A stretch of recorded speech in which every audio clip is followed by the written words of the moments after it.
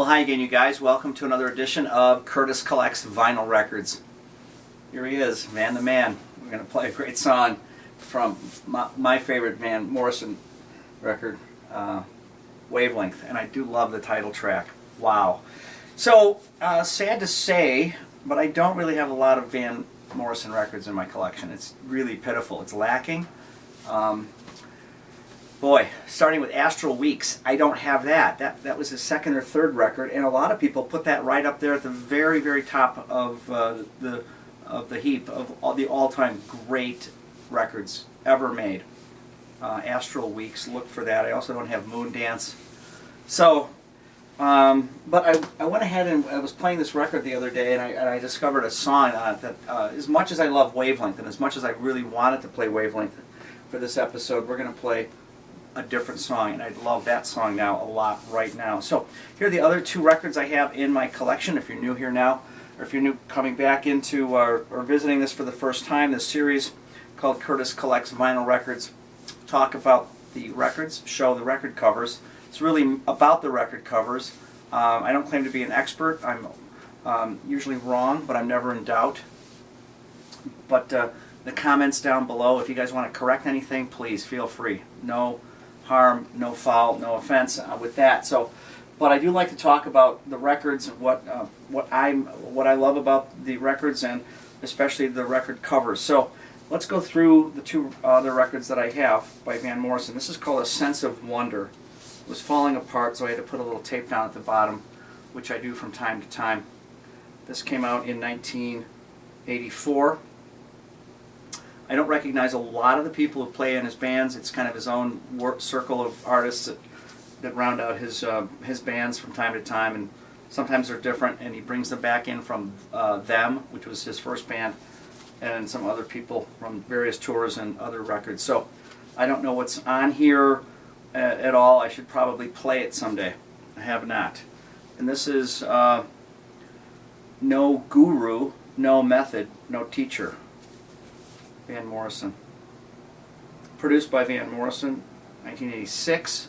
So I've got some mid-80s records by Van Morrison, these two. And then, of course, here's Wavelength. Boy, I just love this cover. This is Van when he, this came out in 1978. I was a junior in high school, and I was at a party, and somebody played Wavelength, and I thought, what is that? That's just absolutely grabbed me. I just love that song. But there's a lot of other gems on this record, starting with Kingdom Hall, the first track on the first side, so that we're going to play, and it's just a upbeat, sounds really powerful. His voice goes very well with the rest of the what the band is doing, and I hope you guys like it too. So we're going to play Kingdom Hall from this Wavelength album by Van Morrison.